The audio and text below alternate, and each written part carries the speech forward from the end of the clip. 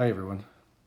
Just wanted to post a quick introductory lecture into the urinary system.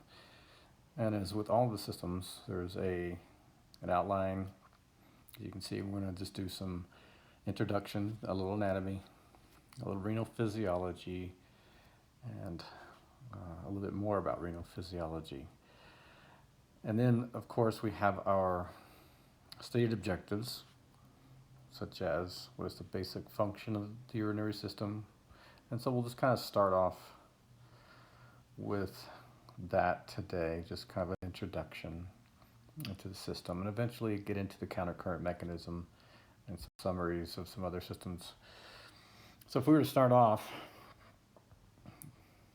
with the basic introduction into the excretory or the urinary or the renal or the kidneys, some basic functions. I mean, you could use the word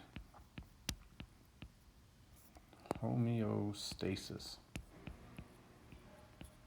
to describe the function of the urinary system. And there are some people, me included, that would state that this system is one of the most important that we have. It has more functions than people can even realize.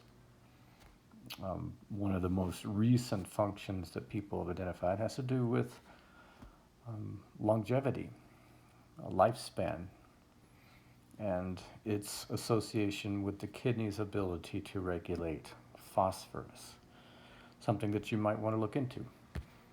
The homeostasis. But to get a little bit more specific, it rids the body of what are called nitrogenous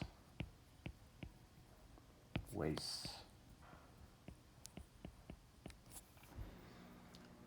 And also excess water, H2O, excess ions, which we do sometimes when we eat too much of a particular substance. That's one function. You could also say that it controls blood volume,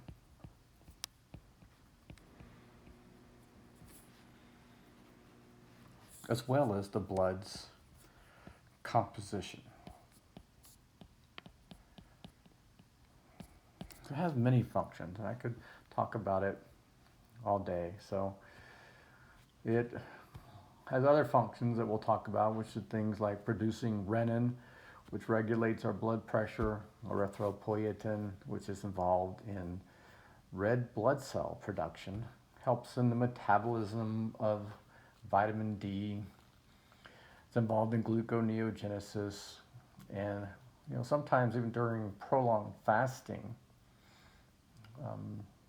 can help in that process of gluconeogenesis as well. So there's many functions that we can attribute to this amazing system called the urinary system.